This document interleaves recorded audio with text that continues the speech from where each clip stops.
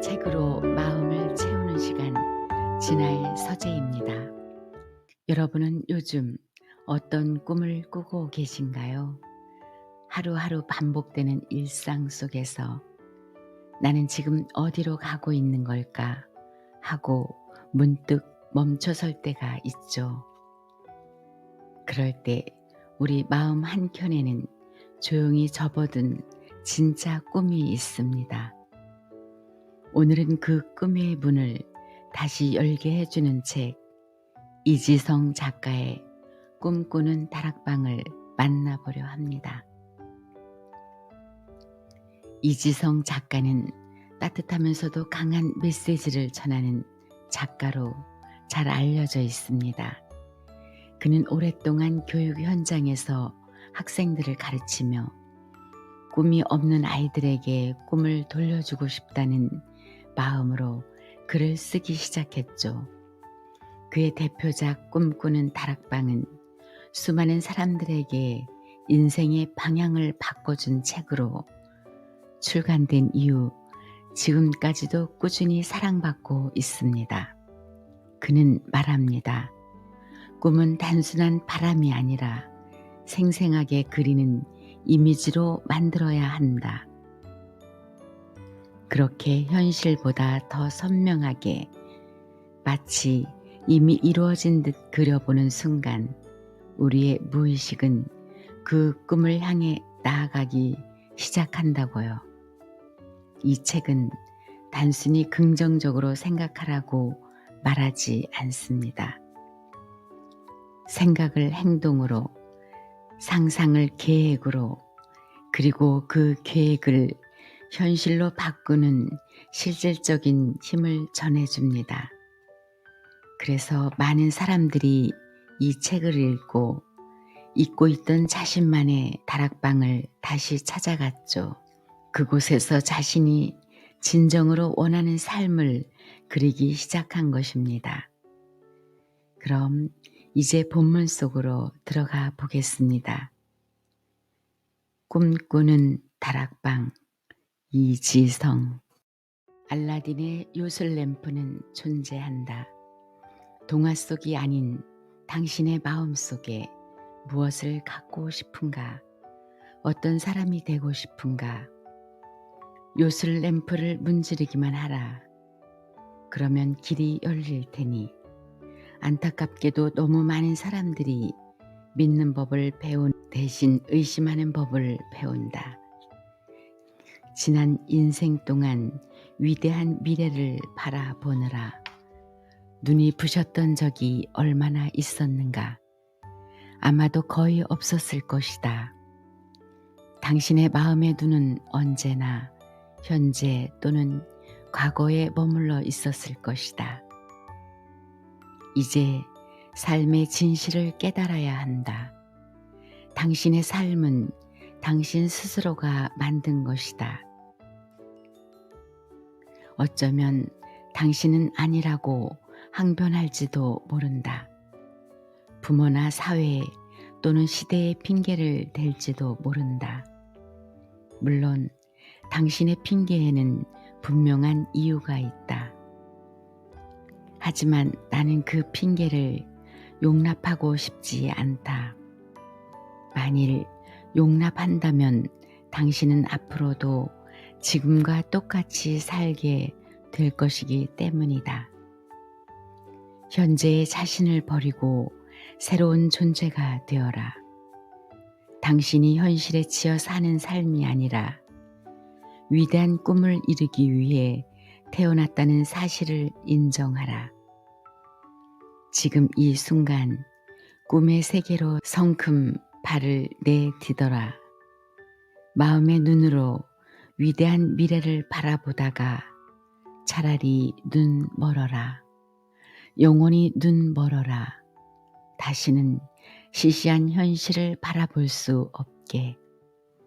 인생은 마음의 눈이 바라보는 대로 만들어진다. 갖고 싶은 것이 무엇이든, 되고 싶은 사람이 누구든, 만들고 싶은 미래가 어떤 것이든 마음의 도화지 위에 그림을 그려라. 언젠가 그림이 현실이 될 것이다. 하루하루가, 아니 순간순간이 너무나 눈부시고 너무나 소중하고 너무나 행복하고 너무나 감사해서 온 뺨을 적시도록 눈물 흘려본 적은 얼마나 있는가. 진정 나는 살아있노라고 외쳐본 적은 또 몇 번이나 있는가. 매일 매 순간을 눈부신 빛으로 가득 찬 삶을 살고 싶다면 그 빛이 기적을 불러들이는 것을 경험하고 싶다면 꿈을 가져라. 그리고 그 꿈이 이루어질 때까지 생생하게 꿈꾸어라. 꿈은 이루어질 때까지 꾸는 것이다. 내가 꿈을 갖지 못하는 이유, 꿈을 이루기 위한 구체적인 행동에 돌입하지 못하는 이유는 두뇌가 꿈을 이룰 수 있다는 사실을 믿지 못하기 때문이다. 부정적인 사고방식에 노예가 되어 있기 때문이다. 두뇌는 어떤 터무니없는 정보라도 반복적으로 접하다 보면 나중에는 그 정보를 완전히 신뢰하게 된다. 세뇌당하는 것이다. 부정적인 사고방식을 긍정적인 것으로 바꾸는데도 이 방법을 사용할 수 있다. 아무리 터무니없어 보이는 꿈이라도 종이에 계속 적어나가다 보면 두뇌는 그 꿈을 점차 믿게 된다. 그리고 그 꿈을 이룰 수 있는 구체적인 액션 플랜을 무차별적으로 쏟아내게 된다.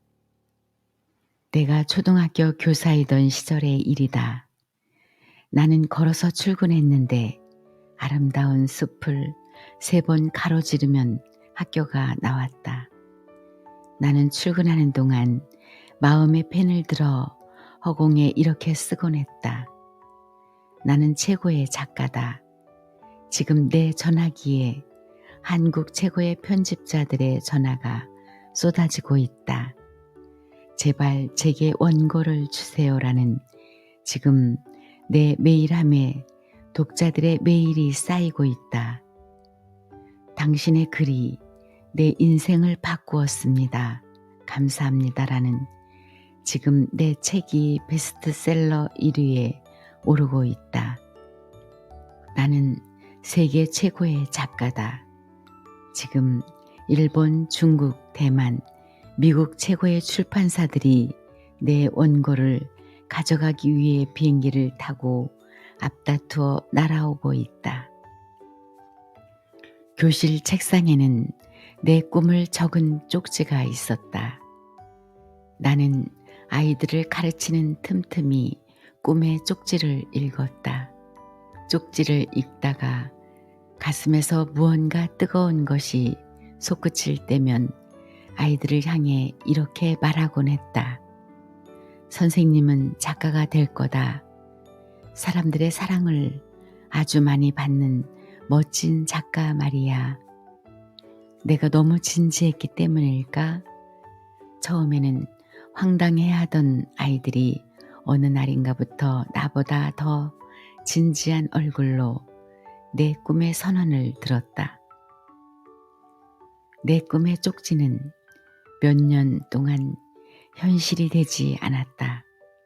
늘 그랬듯이 편집자들은 나에게 전화를 거의 걸지 않았고 독자들 역시 메일을 거의 보내지 않았다. 그러나 나는 행복했다. 때론 우울하기 짝이 없는 날도 있었지만 대체로 매우 행복했다. 아마도 당시에 나는 전화로 불이 난 편집자들의 전화기와 독자들의 메일로 폭주하는 메일함을 마음의 눈으로 보고 있었기 때문이 아닐까. 숲을 3번 가로지르면 나오는 학교에 몸담기 전의 일이다. 첫 발령지로 지하철을 타고 출근했던 나는 한 여자 선생님과 일종의 교환 수업을 했다. 나는 과학을 가르치는 게 싫었고 그 선생님은 체육을 가르치는 게 싫었다. 그래서 우리는 과학 수업과 체육 수업을 맞바꾸었다. 내가 운동장에서 그 선생님 반 아이들을 가르치는 동안 그 선생님은 우리 반에서 과학 수업을 했다. 나는 당시에도 꿈 쪽지를 가지고 있었다.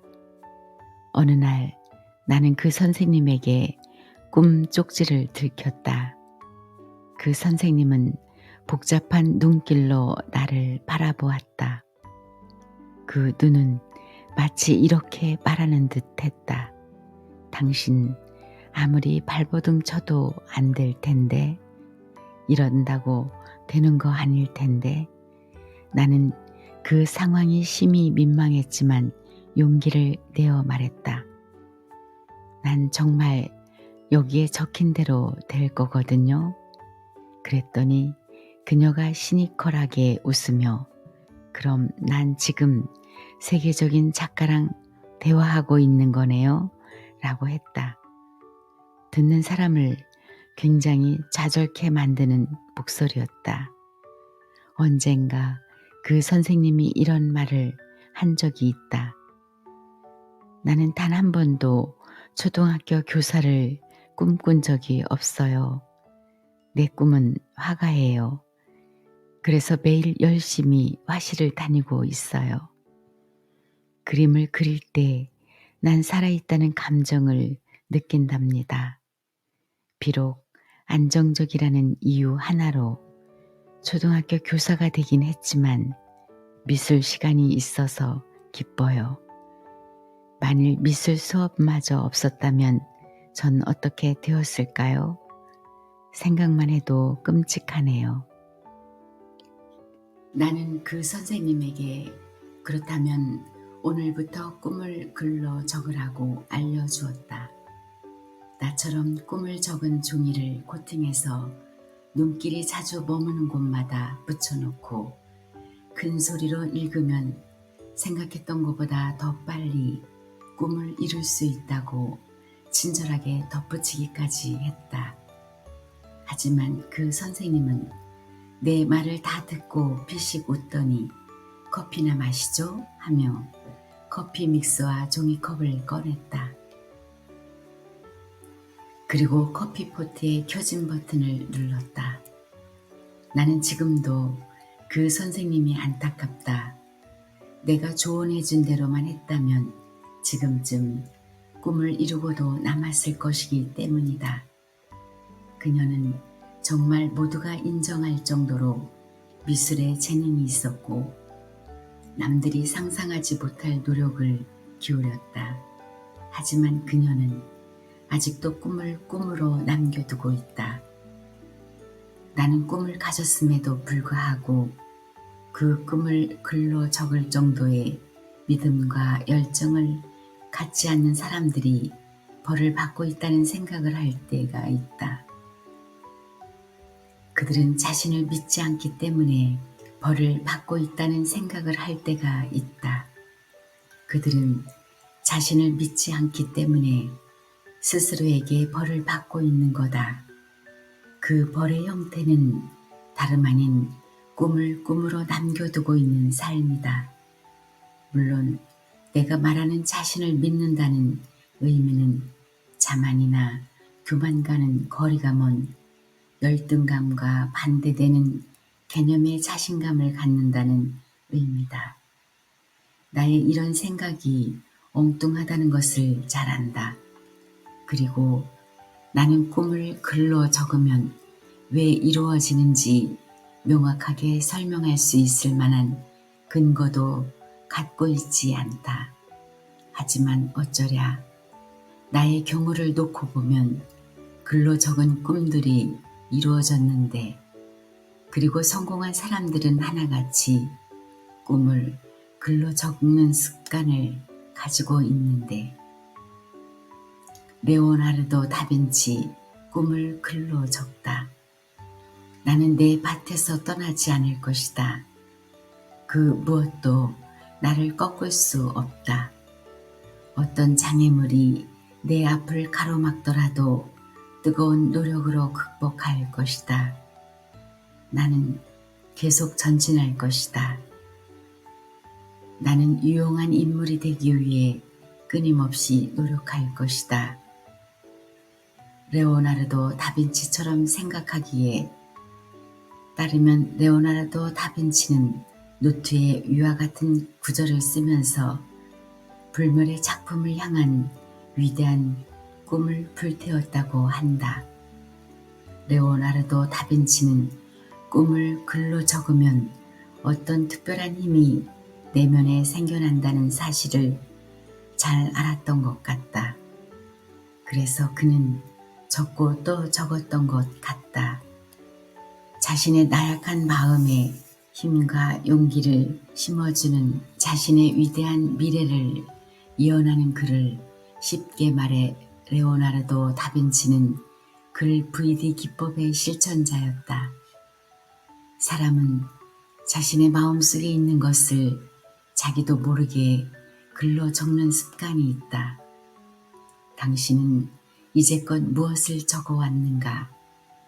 지난 인생을 잠시 돌아보라. 아마도 당신은 노트만 수십 권 넘게 썼을 것이다. 그 중에 당신의 마음속을 요동치게 만드는 꿈을 적은 노트가 있는가? 아마도 없을 것이다. 이쯤에서 스스로에게 다음 질문을 던져보자. 내가 꿈을 이루지 못한 채 살고 있는 것은 혹시 꿈을 적은 노트가 한 권도 없기 때문에 그런 것은 아닐까? 불가능한 조건을 딛고 꿈을 이룬 사람들 중에 꿈을 적는 습관을 갖지 않은 사람은 찾아보기 어렵다.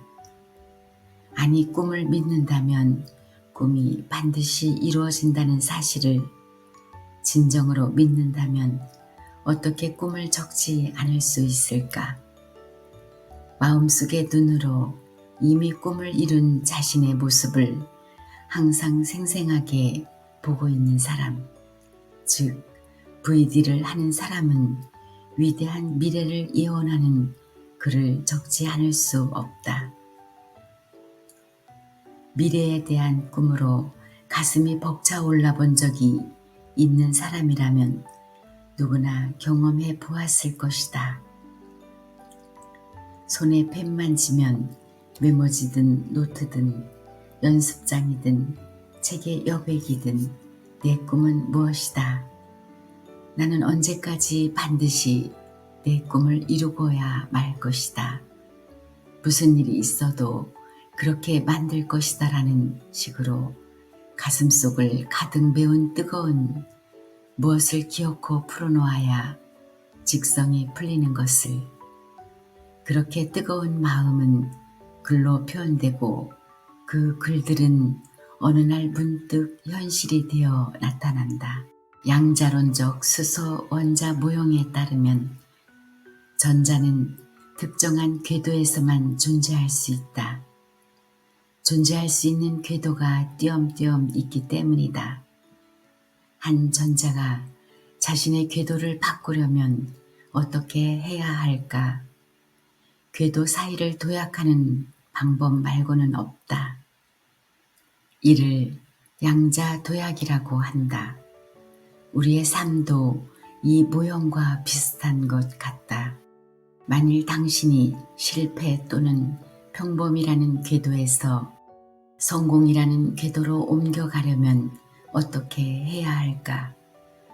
당신 스스로 궤도 사이를 도약하는 수밖에 없다. 가슴속에 꿈을 그려라. 평생을 다 바쳐도 실현 불가능할 것 같은 거대한 꿈을, 그 꿈이 진정한 현실이라고 인정하라. 그대의 육안에 보이는 현실은 거짓이라고 판결하라. 맹세하라. 꿈에 미쳐서 살아가겠다고 숨을 내쉬고 들이마시는 대신 꿈을 내쉬고 들이마시겠다고 음식을 먹고 물을 마시는 대신 꿈을 먹고 마시겠다고 가슴에서는 심장 대신 꿈이 뛰게 하고 혈관에서는 피 대신 꿈이 흐르게 하겠다고. 오늘 영상 들으시면서 어떠셨나요? 우리 모두에게는 마음속 어딘가에 다락방이 있습니다. 세상에 치여 잊고 살았던 꿈들이 조용히 우리를 기다리고 있는 곳이죠. 오늘 이 책이 그 다락방의 문을 살짝 열어주는 열쇠가 되기를 바랍니다. 여러분도 한번 눈을 감고 자신만의 다락방을 떠올려 보세요. 그곳에 어떤 꿈이 기다리고 있나요? 그리고 오늘 다시 한번 그 꿈을 생생하게 그려보세요. 그 순간부터 여러분의 현실은 달라지기 시작할 겁니다. 책으로 마음을 채우는 시간 지나였습니다.